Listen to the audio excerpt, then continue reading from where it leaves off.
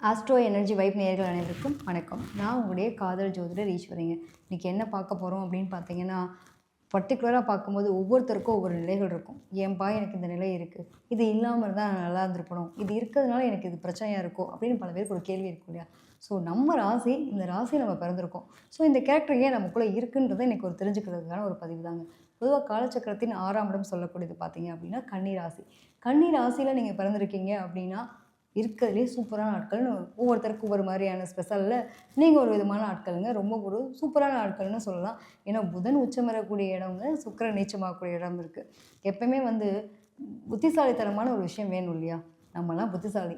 நம்மலாம் யாருக்குமே இப்படி தான் அப்படின்னா இப்படி தான்ப்பா இருப்போம் அப்படின்ற மாதிரியான ஒரு ஆட்கள். பொதுவாக இந்த கன்னி ராசியின் அலைவும் இந்த கன்னி பெண் அப்படின்னு ஒரு விஷயம் இருக்கும்போது கரெக்டாக அந்த சுக்கரன் வேறு நீச்சமாகுதா, இதை ஏதோ ஒரு வகையில் ஒரு கனெக்டடாக கொடுக்கக்கூடிய ஒரு அமைப்பு உண்டு. கண்ணியில் ஒருத்தவங்க பிறந்திருக்காங்கன்னா 6ஆம் இடம் அப்படின்னாலே சில பேருக்கு ஒரு விஷயம் என்ன அப்படின்னா, 6ஆம் இடம் ரிணரோக சத்ருஸ்தானம், கடன் நோய் எதிரி எல்லாத்தையும் குறிக்கிறது அப்படின்னு ஒரு பயமும் இருக்கும். உண்மையிலே என்ன சுக்கரன் நீச்சம் அடைனாலும் அந்த கடன் நோய் சம்மந்தப்பட்ட விஷயங்கள் மாற்றக்கூடியவங்களும் யார் அப்படின்னு பார்க்கும்போது நமக்கு கண்ணியில் பிறந்தவங்களுக்கு உண்டு அப்படிங்கிற ஒரு பொதுவான ஒரு கருத்து இருக்குது. அதை தாண்டி புத்திசாலித்தனம் இருந்துச்சு அப்படின்னா பிரச்சனை இல்லைன்ற மாதிரி தான் வச்சுக்கலாம். இவங்களை பொறுத்த வரைக்கும் எப்படின்னாங்க, கண்ணியில் ஒருத்தவங்க பிறந்திருக்காங்க அப்படின்னா ரொம்ப க்ரியேட்டராக இருப்பாங்க. ஆர்ட்டு, கலை, இலக்கியம், ஒரு படத்தை பார்த்தோன்னே ஒருத்தவங்களை பார்த்தோன்னே படமாக வரையக்கூடிய ஒரு அமைப்பு. இலக்கியம் அப்படிங்கிற விஷயமும் சரி, கலை சார்ந்த விஷயங்கள், நடனம், நாட்டியம் எல்லாமே எங்களுக்கு ஏகபோக ஒரு அமைப்புங்க அப்படிங்கிற மாதிரி இயல்பாகவே இன்பில்ட்டாக இவங்களுக்குள்ளே இருக்கக்கூடிய விஷயத்தில் கன்னி ராசிக்காரவங்களுக்கு இது இருக்கும். தனித்துவமான தனித்திறமைன்னு ஒரு விஷயம் இருக்கிறது எவ்வளோ பெரிய கொடுப்பனை இல்லையா? ஒருத்தவங்களுக்கு ஒரு விஷயத்தை யோசிக்கிறாங்க. இன்றைக்கி எடுத்துக்கிறோம் அப்படின்னா கணினித்துறையில் நம்ம முந்தைய காலத்தில் பார்த்துருப்போம். ஒரு கம்ப்யூட்டராக இருக்கட்டும், ஒரு ஃபோனாக இருக்கட்டும், நம்ம முந்திலாம் அப்படி கையில் சுற்றி நம்ம லேண்ட்லைன் ஃபோன்லாம் போய் விளையாண்டுருப்போம். நம்ம சின்ன வயசுலலாம் பார்த்துருப்போம். இன்றைக்கி அந்த லேண்ட்லைன் ஃபோனுன்றதே ரொம்ப மாறி இருக்குது. ஸோ டெக்னாலஜியில் ரொம்ப இம்ப்ரூவ்மெண்ட்டை கொடுக்குறது யார் அப்படின்றப்போ நிச்சயமாக கன்னி ராசியில் ஒருத்தவங்க இல்லை அப்படின்னாலே இந்த டெக்னாலஜியில் பெருசாக இம்ப்ரூவ்மெண்ட் கிடையாது. ஏன்னா புத்திசாலித்தனம், யோசிக்கணும், தனித்துவமாக திறமையாக தேடல் இருந்தால் மட்டும்தான் இத்தனையும் அமையக்கூடிய ஒரு தனித்துவம் அப்படிங்கிறது உண்டுங்க. பொதுவாக புதன் உச்சமடையக்கூடிய இடம். புதன்னா யார் அப்படின்னா பொதுவாகவே புத்திசாலித்தனமான ஆள். புத்திசாலித்தனம் அப்போ புத்தகத்தில் புத்திசாலித்தனமாக இருக்காங்களா, தன்னுடைய அறிவாற்றலில் புத்திசாலித்தனமாக இருக்காங்களான்னு ஒரு விஷயம் இருக்குல்ல. எல்லா விஷயத்துலையும் ஏன் இதற்குன்னு கேள்வி கேட்கறதோடு மட்டும் இல்லாமல் ஏன் நடந்துச்சு, எதுக்கு நடந்துச்சுன்னு அட்வைஸ் பண்ணுற அளவுக்கு பெரிய ஆளாக இருக்கக்கூடிய ஆட்கள். நிறைய பெரிய பெரிய லாயர்ஸ் பார்ப்போம். நிறைய புதிய புதிய யுக்திகளை யூஸ் பண்ணி விஞ்ஞானத்தில் ஒரு புதுமை படைக்கக்கூடிய ஆட்கள். இன்றைக்கி எடுத்துட்டோம் அப்படின்னா ரோபோட்டிக்ஸ்லேருந்து, ஏஐ டெக்னாலஜிலேருந்து, கம்ப்யூட்டரில் இன்றைக்கி இருக்கக்கூடிய அட்வான்ஸ் டெக்னாலஜிலேருந்து ஒரு பொருளை உருவாக்கக்கூடிய உருவாக்கும் திறன் ஒரு விஷயம் இருக்குது பார்த்திங்களா? சாதாரண விஷயம் கிடையாது. அந்த உருவாக்குற திறன் இன்றைக்கி எடுத்துக்கிறோம். முந்திலாம் நம்ம கேமராலாம் பார்க்கும்போது இன்றைக்கி நம்ம கேமரா முன்னாடி உட்காந்து பேசிகிட்டு இருக்கோம். ஒரு காலத்தில் கேமராங்கிறது ஒரு பெரிய பாக்ஸ் மாதிரி இருக்கும். ஒரு துணி போட்டுட்டு வச்சு எடுப்பாங்க இல்லையா?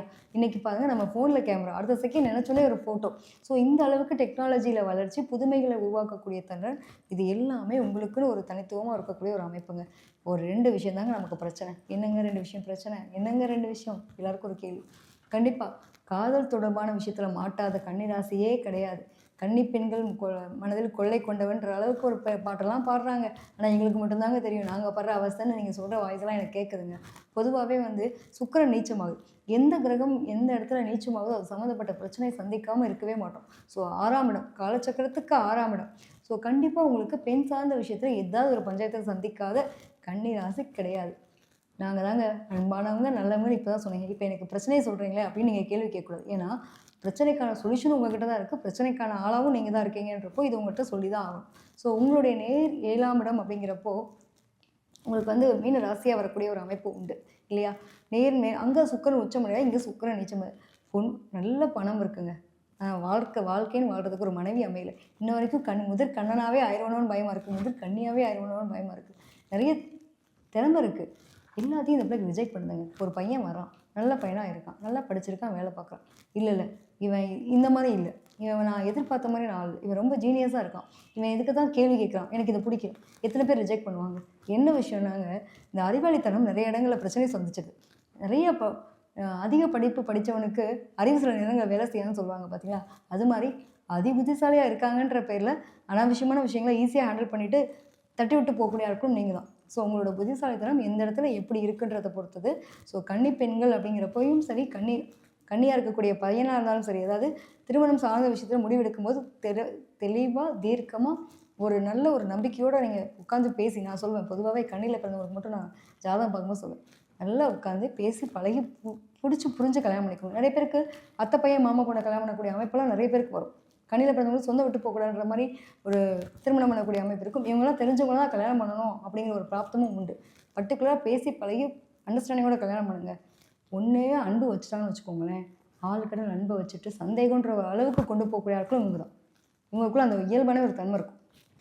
என்னோட பாட்டன் பொசசிவ், அளவு கடந்த அன்பின் உச்சக்கட்ட வெளிப்பாடு தான் பொசசிவ். பொசசிவனுடைய அதிகப்படியான வெளிப்பாடு தான் சந்தேகம். ஸோ இது இயல்பாகவே இருக்கக்கூடிய தன்மை யாருக்கு இருக்கும் அப்படின்னா கன்னிராசியில் பிறந்தவங்க இருக்கும். ஸோ அதனால தான் சொல்கிறது, பொதுவாகவே புதனுடைய உச்சமடைகிறப்போ அளவு கடந்த காதல் அன்பினுடைய உச்சக்கட்ட வெளிப்பாடு அப்படிங்கிறது அழகாக வெளிப்படுத்தக்கூடிய இருக்குது. இல்லை மேம், ஒரு பொண்ணுகிட்ட நான் லவ் பண்ணிட்டேன், எனக்காக அவ்வளோ தூரம் எனக்கு நம்பிக்கை கொடுத்து பேசினா செஞ்சா இன்றைக்கி பாருங்கள் என்னை வேணான்ற அளவுக்கு போகலாம். ஸோ இவங்கெல்லாம் என்ன பண்ணுவாங்கன்னா அந்த பாஸ்ட்லேருந்து வெளியில் வர முடியாமல் தவிப்பாங்க.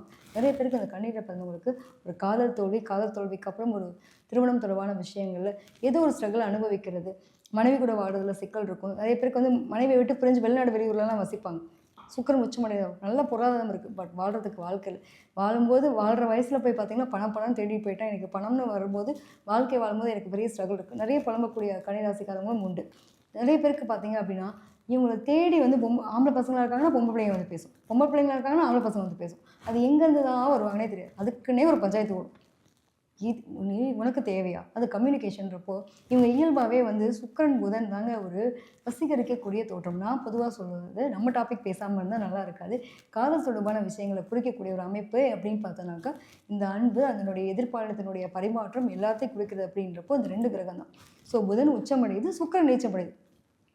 அன்பு இருந்தால் அதை அனுபவிக்கிறதுக்கான நிலையில் அங்கே பிரச்சனையை அனுபவிக்கக்கூடியதும் இவங்க தான். ஸோ காதல் தொடர்பான விஷயங்களை பஞ்சாயத்து சந்திக்காமல் எதுவுமே கிடைக்காது இல்லையா?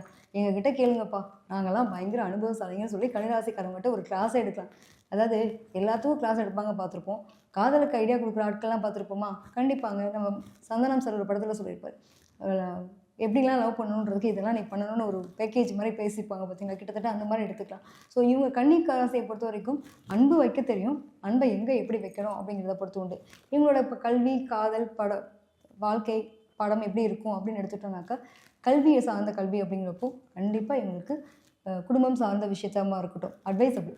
நிறைய குடும்ப ஆலோசகர்லாம் பார்ப்போம்ல, அட்வைசபிளாக இருக்கக்கூடிய நபர்களாக பார்த்துருப்போம். அதே மாதிரி பேங்கிங் செக்டார், கணக்கு வழக்கு சம்மந்தப்பட்ட துறையாக இருக்கட்டும், கலை இலக்கியம் இது மாதிரியான சம்மந்தப்பட்ட விஷயங்களாக இருக்கட்டும், எழுத்து பணியாக இருக்கட்டும், ஸ்டேஷ்னரி ஷாப்பாக கூட இருக்கட்டும்ங்க. நான் சொந்தமாக ஒரு ஸ்டேஷ்னரி ஷாப் வச்சுருக்கேன். ஸோ எழுது பொருள்கள் சம்மந்தப்பட்ட விஷயம். நிறைய பேர் பார்த்திங்கன்னா ரைட்டர்னு சொல்லுவாங்க. எதில் ரைட்டராக இருக்காங்க? கவிதை எழுதுல புலமைவாதிகளாக இருக்காங்க, அதுவும் ரைட்டர் தான் சொல்லுவோம். இதே வந்து ஒரு கவர்மெண்ட் போஸ்டிங்கில் இருக்கக்கூடிய எடுத்துட்டோம் அப்படின்னா நிலம் பலன்கள் சார்ந்த விஷயங்கள், பத்திரப்பதிவுன்னு சொல்லுவாங்க இல்லையா? அந்த மாதிரி அமைப்பில் இருக்கக்கூடிய ரைட்டராக இருக்கட்டும், போலீஸ் ஸ்டேஷனில் இருக்கக்கூடிய ரைட்டர்னு ஒரு விஷயம் சொல்லுவாங்க. எல்லாத்தையும் எங்கெல்லாம் எழுத்துப்பணி தொடர்பான விஷயங்கள் இருக்கோ அங்கே எல்லாமே வந்து புதன் அப்படிங்கிறது வந்தே ஆகணுங்கிறப்ப அந்த கன்னிராசிக்காரங்க வருவாங்க. இவங்களோட கையெழுத்தே பார்த்திங்க அப்படின்னா அழகாக இருக்கும். நிறைய பேர் ஒரு டைலாக் சொல்லுவாங்க, கையெழுத்து நல்லா இருந்தால் தலையெழுத்து நல்லா இருக்காதுன்னு. சில பேருக்கு இந்த அனுபவ பாடங்களாகவும் பல பேர் வந்து சொல்லக்கூடிய ஒரு நிலை உண்டு. பொதுவாகவே வந்து இந்த புதன் புத்திசாலித்தனமான ஆள் நம்ம சொல்கிறோம் பார்த்தீங்களா, சாதாரண ஆள்லாம் கிடையாதுங்க. நிறைய பேர் டிடெக்டிவ்ங்க. எல்லா விஷயத்தையும் தீர்க்கமாக நம்புகிறாங்களா அப்படின்னா விசாரிக்காமல் நம்ப மாட்டாங்க. இன்றைக்கி நிலைமைக்கு கண்ணால் பார்க்கறது கூட பொய்யான விஷயங்களாக இருக்குது. ஸோ தீர விசாரிக்கணுங்கிறதுல ரொம்ப தெளிவான ஆட்கள். இவங்களை பொறுத்த வரைக்கும் இந்த விஷயங்கள்லாம் ரொம்ப அழகாக இருக்கும். தன்னுடைய ஸ்கில்லாலேயே வருமானம் பார்க்கக்கூடிய நிலை இருக்கும். நிறைய ஹோமியோபதி டாக்டர்ஸ்லாம் பார்க்க முடியாது. அதாவது இயற்கை மருத்துவர்கள் அப்படிங்கிறதும் கன்னிராசியில் பிறந்தவங்களுக்கு உண்டு.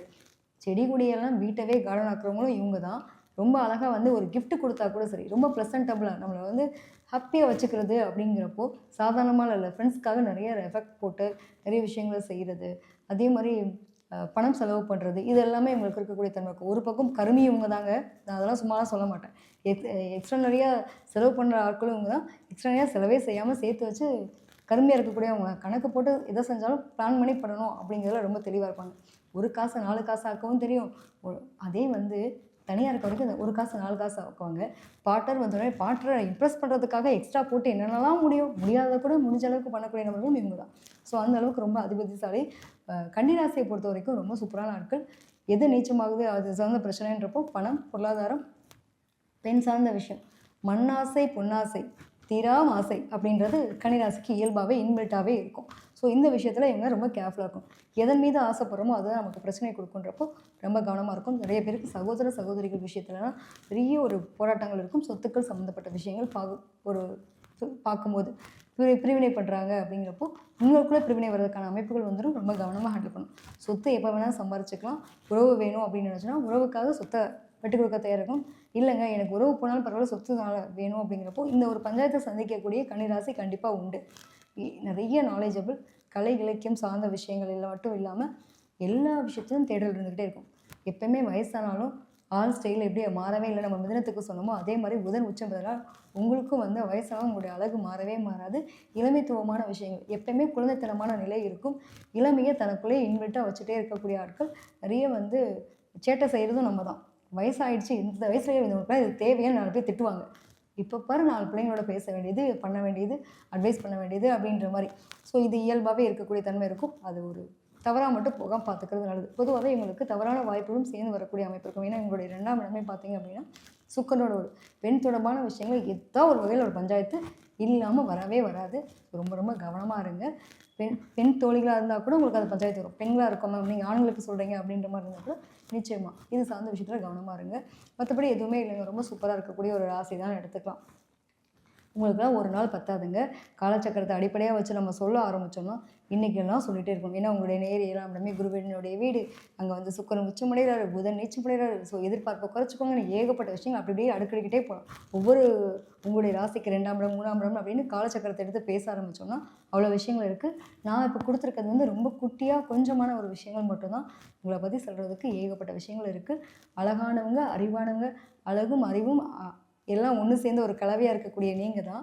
சொல்லுவாங்க ஒரு பாட்டு கூட வரும். ஒருத்தவங்களுக்கு அழகு இருக்கும், ஒருத்தவங்களுக்கு அறிவு இருக்காது. ஒருத்தவங்க அறிவாக இருப்பாங்க, ஒருத்தவங்க அழகு இருப்பாங்க. எல்லாம் கலந்த கலவையாக இருக்க உங்களுக்கு சொல்லவா வேணும்?